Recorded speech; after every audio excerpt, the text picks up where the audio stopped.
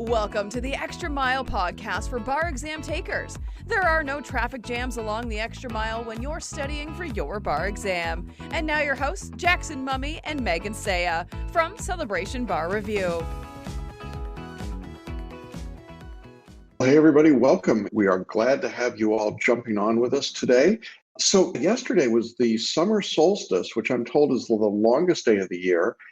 And here's how focused I am on bar exam. My first thought was, wow, that's just more time to study when it's, I don't know, that just seems wrong, doesn't it?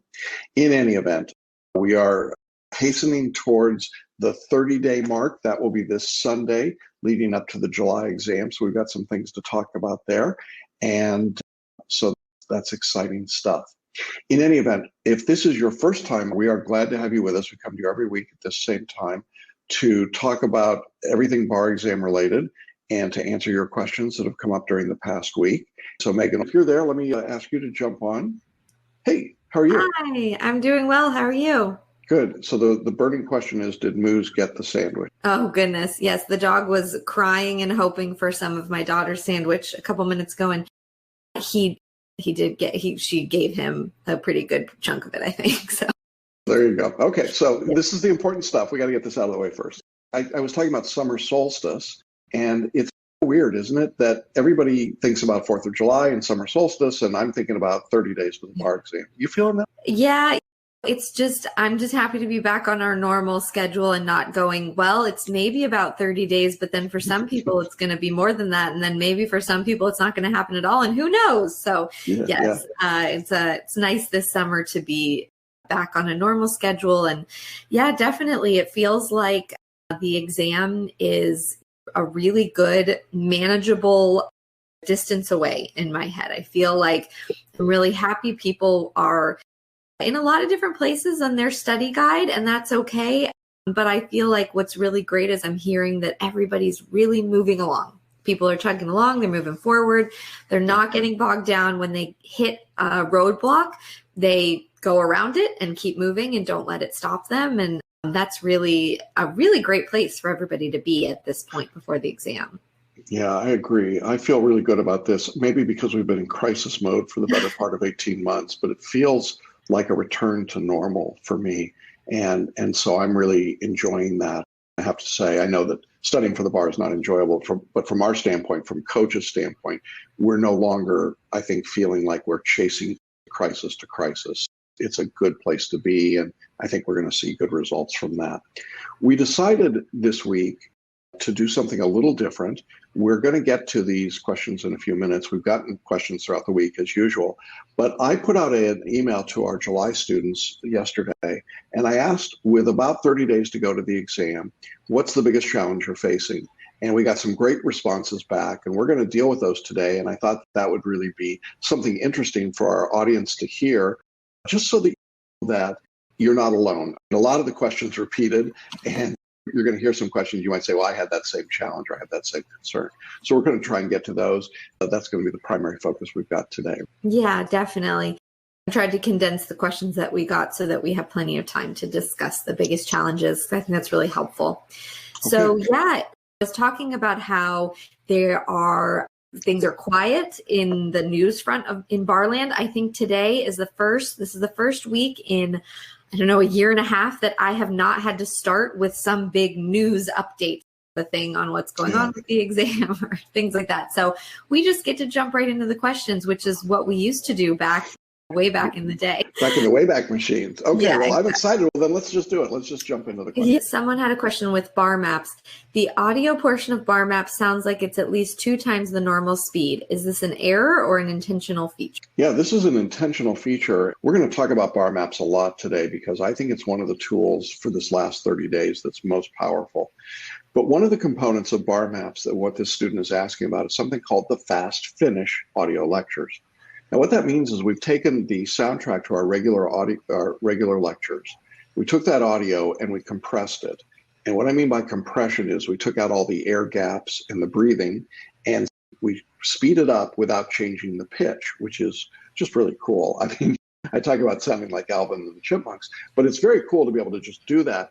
And you're able to run a regular 3-hour lecture in about an hour and 40 minutes, which is just a great way to do it. So then as you're listening, It's the repetition because you're listening to it at high speed. And sometimes people say to me, it's so fast, I can't understand it. That's not actually true, is it? And I'm going to go back to your days as a debater, Megan. Remember when you had to learn how to listen at a high rate of speed and talk at a high rate of speed? Yeah, definitely. I think what it does, it's really for the BarMaps, the key piece that I think about with it is that this is not your first time dealing with the material. And so this is a great way to review at a faster pace.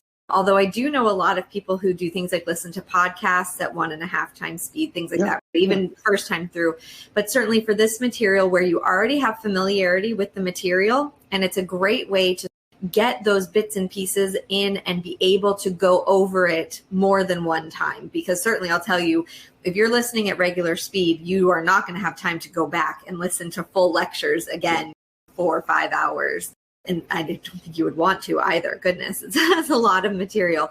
So yeah, I think that's really the beauty of BarMaps is that, yes, it's faster and it's faster on purpose, in part because this is meant as a review piece and as a way to give yourself more exposure to the material. Yeah, and the other product that kind of goes with that is Multistate Video Nutshells, where we did the same thing, but we actually did the video so you can see the text up on the screen at the same time. So that's really something because, man, that's not only you're listening fast, but you're reading fast.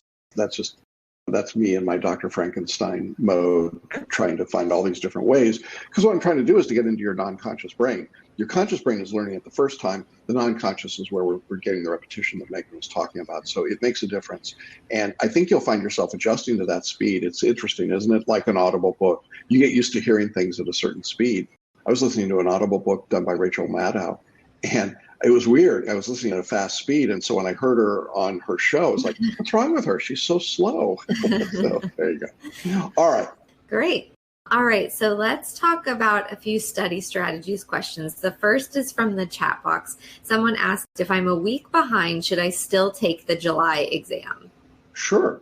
I don't know what a week behind means. Do you? These are arbitrary, right? If you're, and I'm not being facetious, I don't know what a week behind means. Really, it's a week behind whatever arbitrary schedule that student set up for themselves, which might not be the schedule I would set up or that you would set up. The key is that you've got to do enough studying to get through the substantive material with a few days before the bar exam. Ideally, the 10th of July. But if it's the 17th of July or the 20th of July, it doesn't really matter all that much. So really, it's just a function of, if you feel like you're getting behind, do two things. One, put in more hours of study, and two, ensure that you're staying within the study guide suggested timeframes for each assignment. In other words, if an assignment says 3 hours, don't take 4 or 5 or 6. If you're doing those things, you should be okay. Then, using tools like BarMaps and PhotoReading, you will be able to catch up and actually get through material after you've seen it once much more rapidly and I think much more effectively. But I think it's way too early to talk about bailing out of the exam, don't you? Oh, yes, definitely. Definitely. Unless there's some sort of life circumstance, which we actually can talk about later. But I would say that if you just feel like you're a little bit behind, now a week behind to me makes me think, yes, if you had said I'm going to spend 15, 20 hours a week, then I'm 15, 20 hours behind in where I wanted to be at this point. I think you could make that up. We have over a month. I think that's enough time to slowly make up that time, adding in a couple of extra hours a week here and there, putting in 30 extra minutes a day, a thing, and you'll catch back up. And then I think also you may, as you said, Jackson, certainly you may surprise yourself with, I ended up hitting my review period a little later than I thought I would, but I still found I had enough time to review the things that I needed to, because the review period is really a function of, it's like the water's going to fill whatever container you put in it. And so it's, if you end up having 2 weeks of review, you will be able to fill those 2 weeks. If you end up with a week of review, you'll fill that week, and you'll just have to be more thoughtful maybe about what you spend your time on. And because you may not get to deal with absolutely every review subject, but you say, okay, here's this one I'm pretty strong in, feel pretty confident about it. I can breeze through that. And then I'm going to spend more time on the more difficult places for me for the test. Yeah, absolutely. I think that's good. There's plenty of runway still. I think it's really what Yeah, that's a great way of putting it. Yeah. Definitely. definitely. Yeah. So good question. I know you're not the only person asking that question right now, but definitely, yeah. But I would say stick with it. There's no real need right now to abandon the July exam, I think. Okay. This is a question that came through on the Facebook page this morning. It's a bit long, so I'm going to read the whole thing, and then if you need me to go back in and... Okay, so this person said, I've completed the first 100 questions of the first MBE quiz from contracts. The reason why I continued practicing instead of moving on with the syllabus after the first 35 questions is because it helps me understand and learn the law. Okay, as many of the nuances tested are located in question 60 and up. Do you test the same issues in quiz number 2 of contracts and sales? I wonder if after completing 100 quiz questions and expanding my mind maps on it, scoring about 55% most of the time, I should continue to the second quiz or move on to the next topic of the syllabus. Yeah, it's hard to even know where to unpack this. Let me start by saying I am delighted that this student wants to learn the law and wants to practice and make it work. Those are good qualities, and that is to be encouraged. And having said that, one of the reasons you take a bar review course is for the expertise of the course. And that expertise in our case comes from 30 years that I've been doing it and another 20 before me in our predecessor course. It comes from literally millions of data points, and it comes from the analytics that go with figuring out what has worked and what is less successful. All of which is to say that the syllabus that you're holding in your hand is not a randomly generated document. It's a document that actually reflects our best belief and experience about what works and doesn't work based on the learning methodology that we employ, which is repetition, not memorization. So here's what that means in practice to this student. Doing 100 questions now actually is counterproductive, because what I want you to do is a smaller group of questions and then leave the subject and then later return to the subject like a stair step and add new information and then more information and more information. This is called spaced or stepped repetition. It's part of the multiple intelligences learning theory. It's not really a theory, it's in practice everywhere in the world. And it is really the way we learn.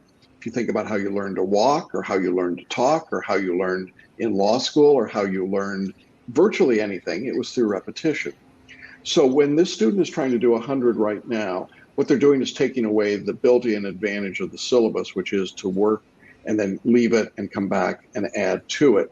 That's the first problem with that approach. The second problem is you're going to get bogged down. You're going to be too long in that subject, and then you're going to start to panic, much like somebody that realizes that they've gone a little bit too deep out into the water, and you're going to say, oh my gosh, I can't get to everything I need to get to. And then you get the second part of their question, which was, well, are the second sets of questions different? Yeah, of course they are. And so everything is built with this idea of progression into it. And so if you're doing 100 questions now and then staying in that subject, you are missing out on the other things you've got to do, and you're not learning progressively. You're trying to get it all in one scoop. It's a little bit to me like going through an all-you-can-eat buffet and trying to put everything on your plate the first time through the line. It's needlessly extravagant. You don't need to do that. You can take little bits and come back and get more later.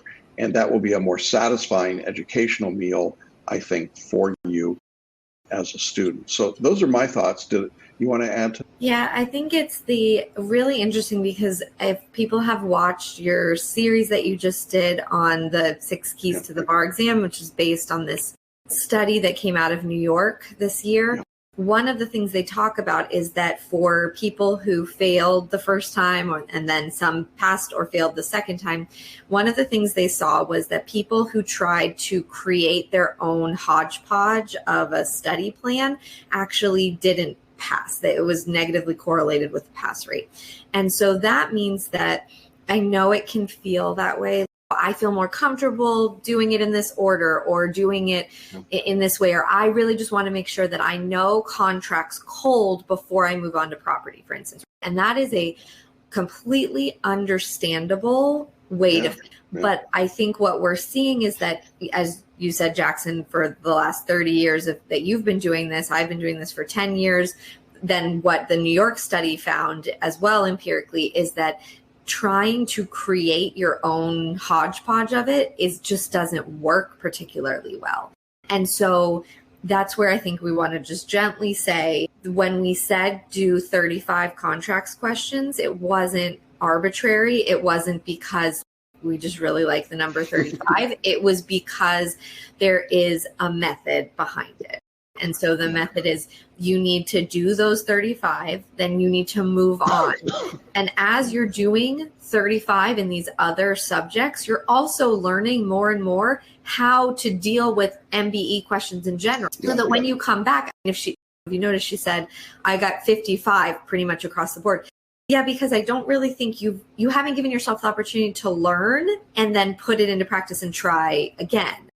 And so I think you'll see that number go up when you practice, you learn, then you practice some more and you learn, and you practice some more and you learn. And then when you go back to those contracts questions, that number will have grown. But if you do it all in one sitting, you haven't given yourself the opportunity to grow in your understanding yet. Yeah, I think that's really a good point. I think that's exactly what ends up happening, and then it gets frustrating to people. One other thing that jumped out to me is that if we had said that these questions are built on algorithms, then people go, oh, okay, I'm going to follow it just the way it's set up, because we get all excited about algorithms. Well, the truth is there aren't any algorithms in the bar exam, because the sample of questions, there's only so many questions on the rule against perpetuity. So you miss one, you do the next one. It's not really all that sophisticated. We have set up over the years a progression of these questions. We did not throw them up in the air, and the way that they fell is the way that we put them into the course. We actually thought about it pretty carefully. And even, Megan, you recall last year when we were scrambling with the Florida multiple choice and writing some of those, we thought about the progression. What did we want to do to help lead people through the subject in a way that would help them learn it?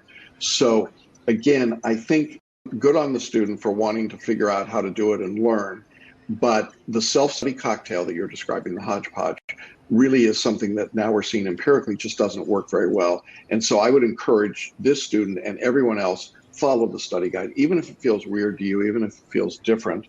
The different is part of the point. The difference is one of the things that we're trying to do to shake up your study so that we're not repeating the errors that may have caused you to not be successful in the past. So it's a great question. I'm glad the question got asked. I'm sure the student is not the only person that's doing that, but so I'm glad we could raise that topic and talk about it today. Definitely. Okay. All right. And then our next study strategy question, I don't want to share the exact situation of this person, but we've been hearing from a lot of students lately. This always comes up, that there are difficult life circumstances that happen where hard things or stressful things happen externally for students with the bar exam. And they just feel like, I don't know how this is going to affect my studies. Should I postpone? I don't really want to. I've worked so hard to keep studying and to try and take this exam, but then this sort of big thing pops up unexpectedly in my life. And so do you have any words of wisdom for what people should do when the outside world sort of intrudes and you feel like, am I being callous or unrealistic to say, I need to keep my eye on the ball and take the bar? Or do I say, you know what, I'm just going to put it off until things have calmed down a bit in my personal life? Yeah, it's such a great question. And first of all, our condolences and thoughts to that student and anybody else that's going through illness or struggle of whatever kind in their family. I had a student that missed a coaching call with me and rescheduled and came on and said, I need to apologize, but I was diagnosed with COVID yesterday. I was like, oh my gosh, COVID, that kind of beats coaching call.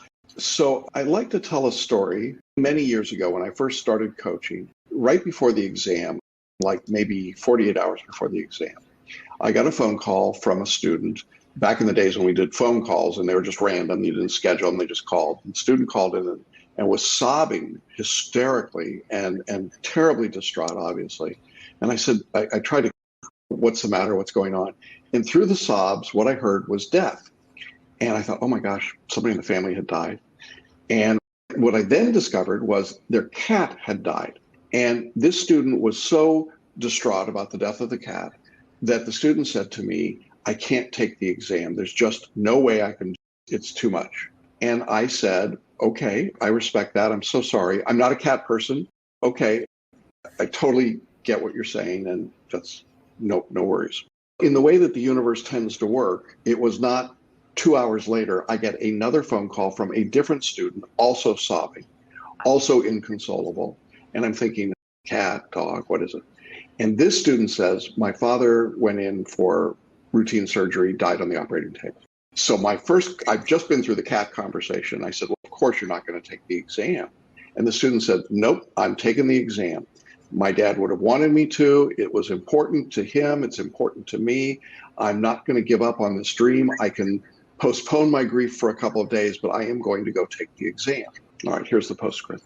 The student that took the exam passed, has had a very successful practice, and remains a great fan and a friend of ours.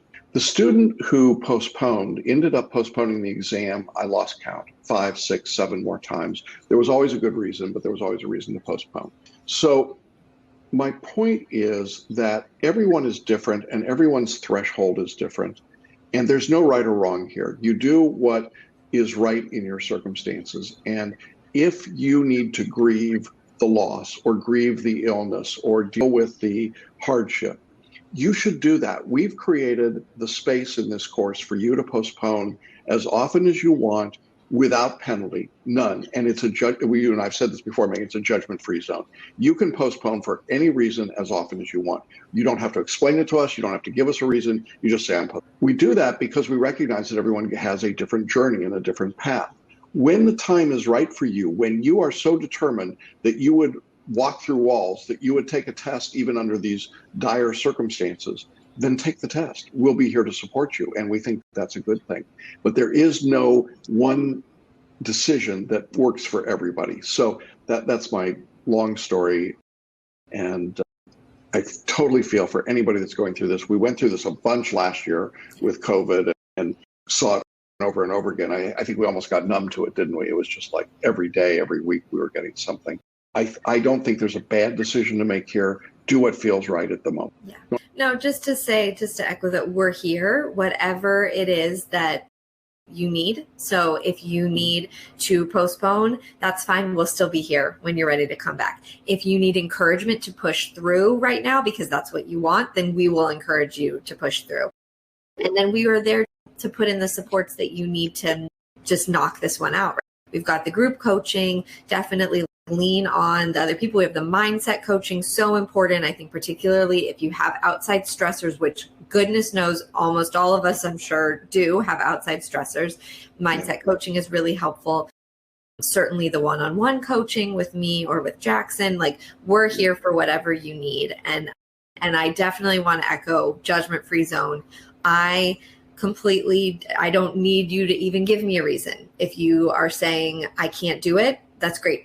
You don't have to divulge personal stories. Like it's whatever your situation is, like we're behind you, we're on your team. So I'm definitely just want to make that super clear to people that this is, I think the beauty of what we try to do here is that we try to make it personal and not, this isn't corporate. It's not, we're sitting and I know we're at a screen here. I so miss doing the in-person boot camps where I got to actually interact with people in person.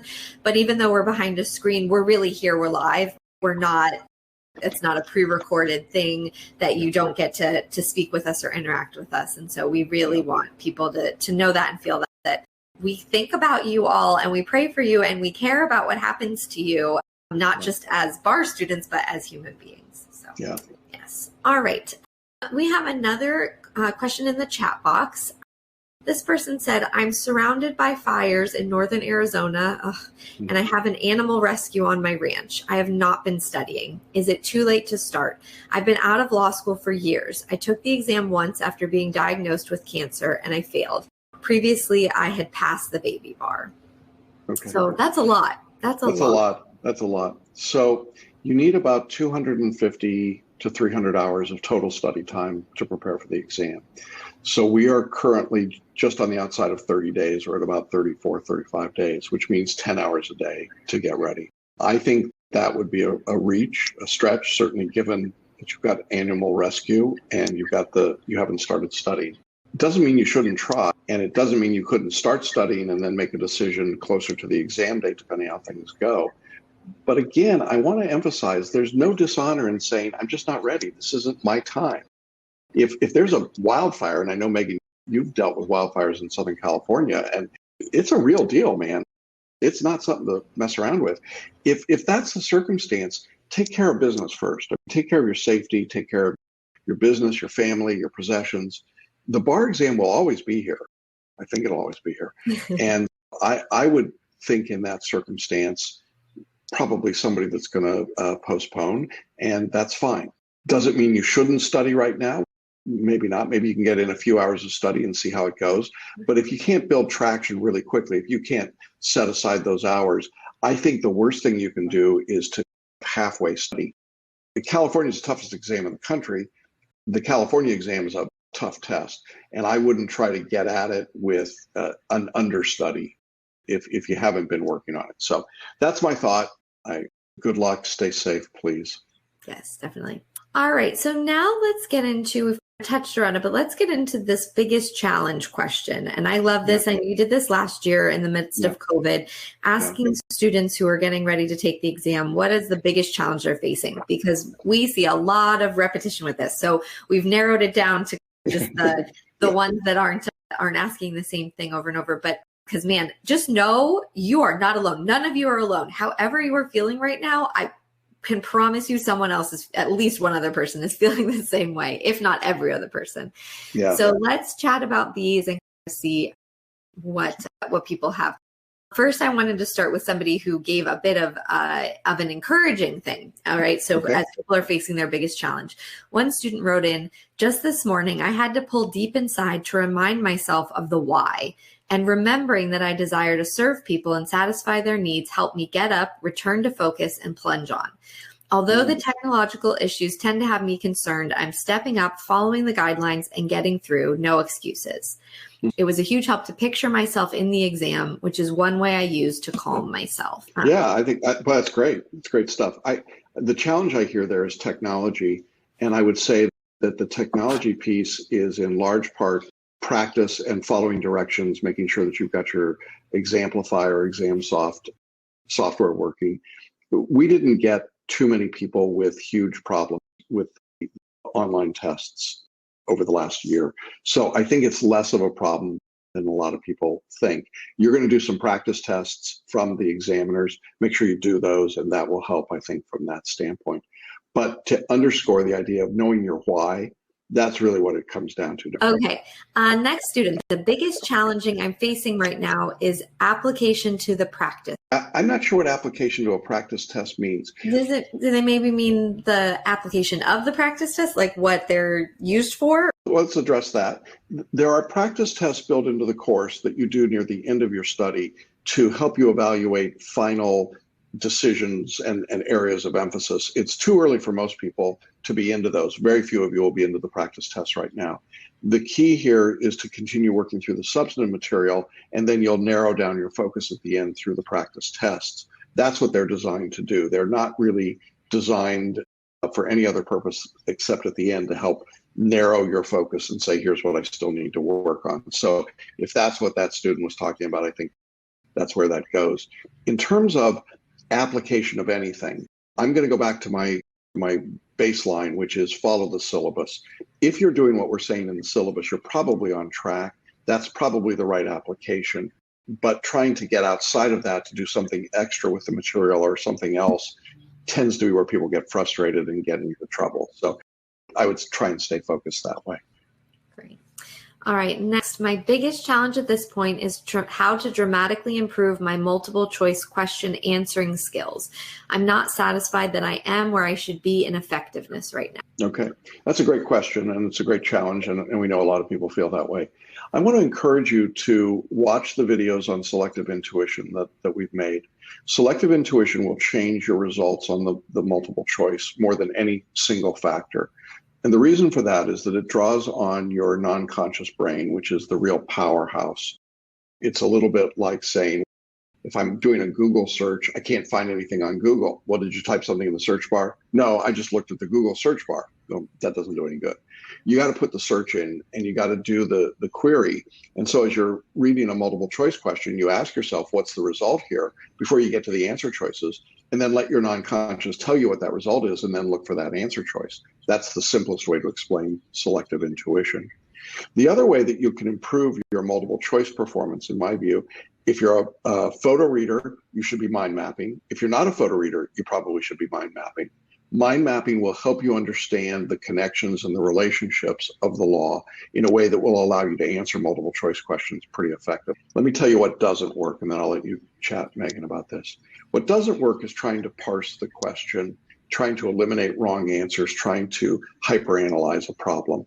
The longer you spend on a question, the more you analyze it word for word, the more you try to apply memorized rules, the less effective you're going to be because the test is written to frustrate that approach. And so that's not going to get you where you want to go. So these other things we're talking about, I think, make a big difference in understanding. Yeah, the only thing I would add to that is that I think that, as they say, their biggest challenge is dramatically improving the MBE. I'm also hearing that their biggest challenge may be this dissatisfaction with where they are right now, which is really a different piece. The next thing is time management. Okay, time management. All right. So one of the big challenges that we get from people is how to manage your time right now. And this is probably the most common thing that I'm hearing from students at this stage. I would say that time management, in part, the way that you handle that is by keeping your focus on just the next few days and not trying to lean in too far. So in other words, not trying to manage the next 30 days, but manage just the next few days. As you manage your time, I would set up study blocks. So let's say you're studying full-time right now. Do a 3-hour morning block, 3-hour afternoon block, a couple hours in the evening.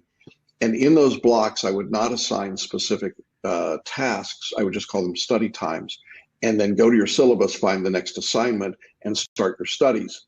When the syllabus says that's enough time on that subject, go on to the next subject if you're still in that study block. If you're not done, mark it and come back to it later. Time management that way, I think, will make a big difference. Also, we did a video, Megan was talking about the 6 keys videos that we did. Video number 2 is about time management. It's 18-minute video, so I think it's 18 minutes well spent to talk about time management, and I would encourage you to check that out. And June, you could put up the link in the offers tab to the 6 keys videos. We would encourage people to check that out. It's free and it's a great resource. What would you say about time management? I mean, you've got to manage kids, obviously a dog, me, a bunch of other things. So what's your thought there? Yeah, I think you have to find what works for you and stick with that in terms of what strategies are helpful for you. We all have the same number of hours in a day, but of course, we all have a lot of different things that fill those hours. And so I think it's determining for some people, there are certain types of methods that work well. Sometimes I like it's called the Pomodoro method, where you do 20 minutes of like focused, and then you have a couple minutes off and then back to it. It can be really, there's a lot of different strategies for what helps you stay focused, get your things done that need to be accomplished, which is a really great life skill beyond just the bar. Think of it that way too, that it's work on whatever you need to help you. It'll have far-ranging application beyond just the exam. Yeah, I definitely think so. All right. The next biggest challenge was someone said that they're having a hard time finding time to listen to all the lectures. They said, my focus is more on writing. I know the law, but I haven't been able to articulate the rules correctly on the exam before and match the pertinent facts. So I've been practicing that. Yeah. So I'd like you to trust your non-conscious. I'd like you to trust the deeper knowledge that you have of the law, not by trying to memorize rules, but by paraphrasing the law that supports the argument. Megan, you and I were talking before we went live today about some writing conferences we both had this week, where students have tried to fit their writing from before into our structure. And that's really not the point. The point is to let the structure work for you. Use the facts, let them lead you into the arguments, and then summarize or paraphrase the law and then reach your conclusion. That is actually a more effective way to study. It's a more effective way to write. And it helps you avoid this trap of trying to memorize more rules, more elements, and then throw them out, blurt them out, whether they're relevant to the problem or not. Our writing style is really designed to be efficient. And I think if you can get that part of your work in, it will really help you in that regard. I'm not sure I'm being totally responsive to the question, but you want to add to that? I think what's really interesting, and I think we're seeing this as a pattern, is that there are a lot of people who are like diagnosing, here's my big issue, but then really the rest of what they talk to you about shows like there might really be a slightly different issue. The issue doesn't really sound like it's time to listen to the lectures, which of course you can speed them up a little bit, whatever you need to do, get them through, it while you're doing laundry or taking a walk or washing dishes or cooking dinner, whatever it is that those mindless tasks that we all have to do every day. You can get the lectures in. It sounds like this is maybe more of the pertinent problem. So I think it was responsive because I think that sounds... I knew there was something that made me want to go that direction. Yeah. It's really interesting. We all do this. We think, oh, here's my problem. And if I can just get over this hurdle, and really the more we talk about it, we can sometimes discover that it's actually maybe more of an issue over here. It's an interesting thing. Yes, as Mossy said, what's the real underlying issue? And man, there are times when I think bar review sometimes feels like I should have gone and gotten a master's in family therapy or something, because man, there's just a lot of deep work that we all have to do to push ourselves in these challenging situations like taking this huge exam. Next is my biggest challenge is feeling like I won't be ready because I've fallen behind schedule per the study guide. I work a lot and have family to tend to, so how can I catch up?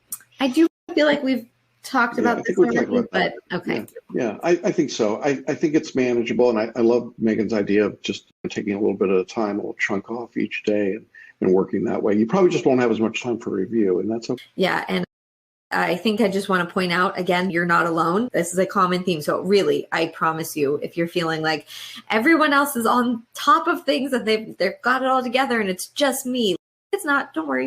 And it's also everyone who's taking the July exam probably is feeling that way or has felt that way at some point in the study process, even if it's their first time taking the exam. Just know that you're all in the same boat for sure. Yeah. And if you've been in a big box bar review, you're only in week 3 of your course. So yeah, that's very true. Yeah, yes. Good luck. All right. Yeah, they just started. All right.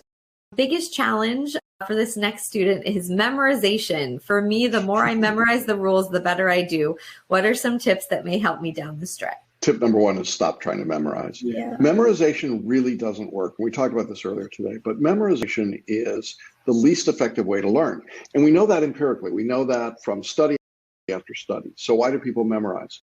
They memorize because it's what feels comfortable to them. It's what they thought they were supposed to do and what they thought they were doing in law school, but in fact you weren't. If you actually get to what you did in law school, you did not memorize. You learned through repetition. You did the same things over and over again. You briefed cases the same way. You answered questions the same way. You did analysis the same way. You had conversations the same way. That's what it's all about. Most law school professors have a single 3x5 card for their entire syllabus because they do things the same way. It's just repetition. And when it comes to memorization, the time you're spending memorizing, I think is better spent working on your mind map, better spent on doing practice questions and analyzing the answer responses. As you do that, you are learning, even though it's not the way you're used to learning, and it's not what goes up here, it's what goes back here. Then if you trust what you know, when you come to that problem and you say, what would the law have to be, or what's the logical conclusion here, then you know it. And knowing it is so different than memorizing it. I guarantee you that this student does not memorize their route to drive to work every day. They know it by habit and by repetition. And that is the way you learn. So the effort to memorize, if you're a memorizer, you're in the wrong course with us because we're doing nothing to help you memorize. We're not doing flashcards. We're not doing mnemonics. We're not doing repetitive cram games. We're not doing any of that stuff. We're helping you learn at a deeper level so that when you answer questions, you're answering from your knowledge. And that's more than enough. You've been through law school, you've studied, that's enough to pass the bar. I promise it's enough. And you just have to trust that, just like you trust that when you put a search into Google, it's going to give you a result. You didn't memorize all the results in Google. You just asked for it and it gave it back to you. Same idea. Yeah, definitely. I think that we discount this. I think it's so right on that the law school experience is not really about memorization, right? We think about like in law school with your classes, the cases that you can still recall to this day, you probably discussed them in class, right? Your professor didn't say, go memorize who the parties were and what right? It was a discussion in your class. In the same way, the point of all of this practice is I want you to be discussing it with yourself. If you're working with me or with Jackson, you're going to be discussing it with us. And that leads to a deeper understanding, right? So the things that students who I've worked with, I tell them it's like when they totally miss something in an essay, but then we talk through it.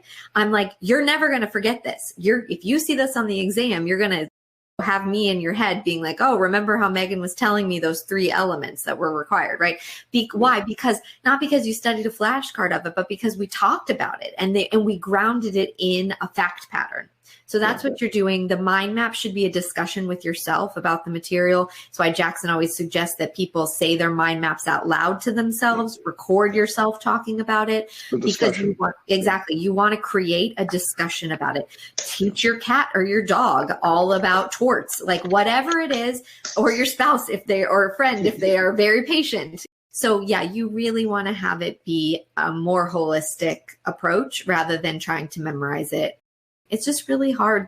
It's not possible to memorize everything that could be on the exam. The exam is huge. The breadth of material is gigantic, which is one reason why they're thinking about contracting it a bit for the upcoming changes to the bar exam in a few years. But for now, much too much to ever memorize. And so don't fight that losing battle. Yeah. Good. I think that's really good advice. So look, there are lots of ways that you can learn without memorizing. That's our bottom. Yeah. Okay. I want to put in, there was one comment in the chat box. They said, this is my 5th time taking the bar and I've been feeling very discouraged with studying. I've barely failed by a couple of points. So I'm wondering if there are any tips or tricks, especially with the multiple choice questions. I think there's 2 different things going on there. First of all, there's the psychological piece of it. And for that, a couple things. One is I would love to have that student using Paraliminals. And June, if you could put up that link in the order tab. There are paraliminal recordings that deal with anxiety and belief and power thinking and focus. And I think there's a lot of issues around for that student just being discouraged and feeling, what do I do to get past that? One of the paraliminals is called Get Around to It. It's great for driving away that procrastination. So that is a really wonderful tool. There are some videos in our course in the video countdown under self-care that are good there as well. So I think there's some things you can do to address the mental, emotional aspects. When it comes to multiple choice, I think one of the interesting things we saw in this New York study, fascinating findings, was that people that did more multiple choice questions actually did worse on repeat tries than the people that did the same number. And the hypothesis was the people that did more multiple choice fixated on it, they overcompensated, they wore themselves out, and they undervalued the other parts of the exam. It's, again, this self-study cocktail. Don't do that. Just follow the instructions we've given you, do the questions that we've given you, follow them in the order that you see them. That is your best route to being successful. And don't try to overthink that. Don't try to do more with it than you need to do, because ultimately what we're seeing empirically is it just doesn't work. So saying, you know what, I'm going to do more tests, more practice tests. One of the findings was 1 practice test helps you pass. 2, 3, and 4 make 0 difference. 0. Fascinating. This study I felt so vindicated by it. Yes, I've been saying that for so long. So yeah, that was one of the findings. So hope that helped. And I know it's discouraging when you come up close, but you know what? We've got hundreds of videos literally in our course of students who are successful. And so many of those people say, I was within a few points. I was close. I was ready to give up. And I didn't. And I say to them, are you glad you didn't? Do you feel, and they're like, yeah, 100%. I'm glad I didn't give up. That's the key. All right. And speaking of don't give up, this is our last biggest challenge, and it is about motivation. So we have a couple of people, I'll tell you both of them, getting motivated to study 3 to 4 hours a day while working full time and taking care of daily daddy duties. And then someone else saying the final push is my biggest challenge. So what do we do with this last 30 days to like not just say, never mind, I want to hide it away and this is just too much and I can't do it? That is a great question. And everybody's why will be different. But here's what I see right now. And take this from the standpoint of an old guy, who's been around a long time. I am worried about our profession. I'm worried about our country. I'm worried about our institution. And I am still enough of an old guy to believe that the best bulwark against all of those fears, regardless of what your politics are, one side or the other, but the best solution to that is to be a member of the bar, to have a seat at the table, to be able to do something. There are people that need to hear your voice, your unique voice, regardless of where you are. And those might be corporate clients, they might be individual clients, they might be in a variety of settings. But you cannot bring your voice to this discussion anywhere near as effectively as a non-member of the bar.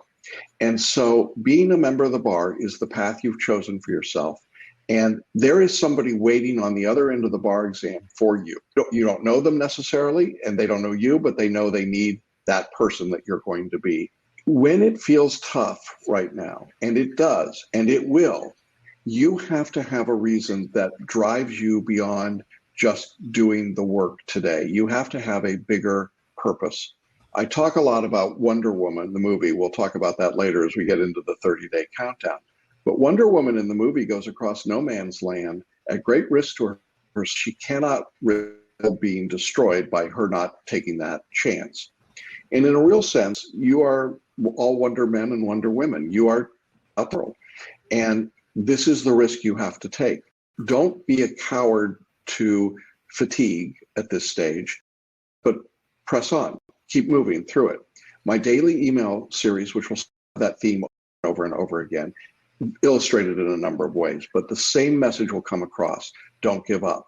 Keep moving. Just do what you have to do today. Move to the next day. Take a step at a time, a day at a time, and you will get there. And I promise you'll get there, as challenging as that feels and seems at this moment. So I guess that's my answer to motivation. I'm curious what you think, Megan. Yeah, no, I think that was really lovely. I think that there is nothing that we can tell you to motivate you. It really does have to come from within. And it's so personal and it's unique to who each of you are as individuals, which is exactly why we want you to be attorneys. We want you in the bar because one can bring exactly what you would bring to the profession. And definitely it's find your why. That is true in so many different disciplines, and it's no less true here with the bar. Anything that is difficult, you need to know why it is. What are you fighting for? What are you pushing for? Because there will be days when it is hard and you want to give up. And if you don't have your why, then it's really easy to drop it. Find it, spend some real time thinking that through and figuring out what it is that you're aiming for. And then in those moments where it's hard, you can dig deep and hold on to it. Yeah, and you guys are our why.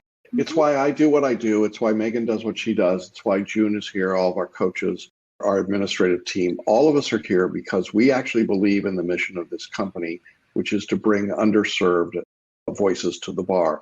That is very different than what the big box does. They exist to serve their shareholders, and that's fine. But our motivation is quite different. So I am not just spouting words to you. I am telling you the way we try to live our commitment to this particular profession and to this work. You matter to us. When you get across that finish line, trust me, we are cheering really hard back here, really hard. So I hope that helps, and I hope that kind of keeps your spirits up a little bit. Yep. All right. That's all we've got for today. Okay, great. Thanks for these great questions. We will do another biggest challenge, I'm sure, before we get to the final days of the exam. But it was really nice that we could do that today on the outskirts of this 30-day push. For those of you in our course, if you're in the July exam. We'll walk with you step by step through these next 30 days. There's a lot to happen, a lot's going to go on, and a lot that you will learn and grow. So don't give up on yourself. Don't get down on yourself. Continue to believe that what you're doing is important and makes a difference, and resolve to get better every day. Just do your best. That's all you have to do. You don't have to be perfect. You don't have to get it all. You don't have to know it all. Just do your best. And if you do your best, you'll improve every single day, and it'll make all the difference. So thank you for being with us, Megan. Thank you all for being here, and I hope that this was helpful. And we will see you all again next week. We will be inside the 30-day window then, so it'll be an interesting time for sure. All right? So with that, I'm going to say goodbye. Take care, everybody. All right. Have a good week, everyone. Bye-bye. Thanks for listening and watching the Extra Mile podcast for bar exam takers at celebrationbarreview.com.